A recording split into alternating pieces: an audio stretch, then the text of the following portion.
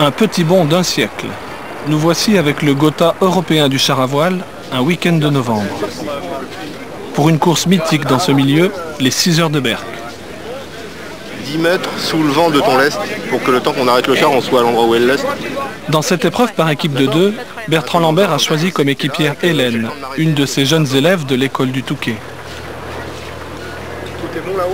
Il y a vraiment un lien presque historique, enfin très affectif avec les 6 heures de Berck.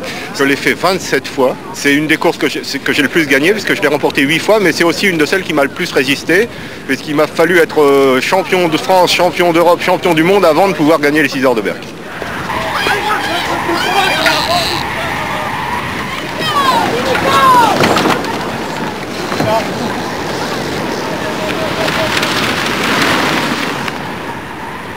Tirer des bords sur la plage, entre 2 balises, éviter les trous et les bosses, et surtout tenir la distance.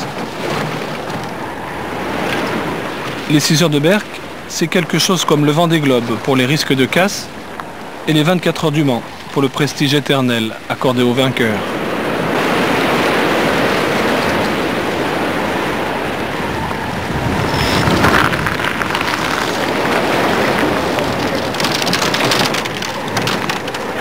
Mais toute machine de course a ses faiblesses. Le numéro 307 n'est plus repassé devant la ligne. Hélène, aux commandes à ce moment-là, en est quitte pour un court séjour à l'hôpital. Ce qui reste ? Oh, mais j'ai entendu un bam en me retournant. En fait, elle a cassé l'essieu en passant dans la petite... Oui.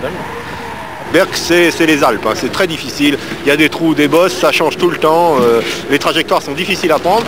Et vite plus trous, plus beaucoup de durée fait beaucoup de casse.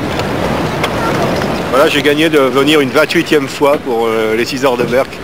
J'espère avec une Hélène en pleine forme et qu'elle voudra encore de moi l'année prochaine.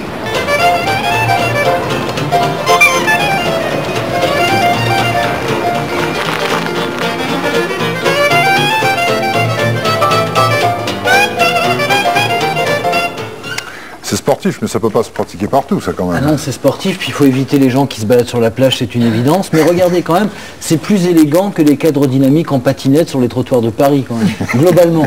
C'est vrai, non ?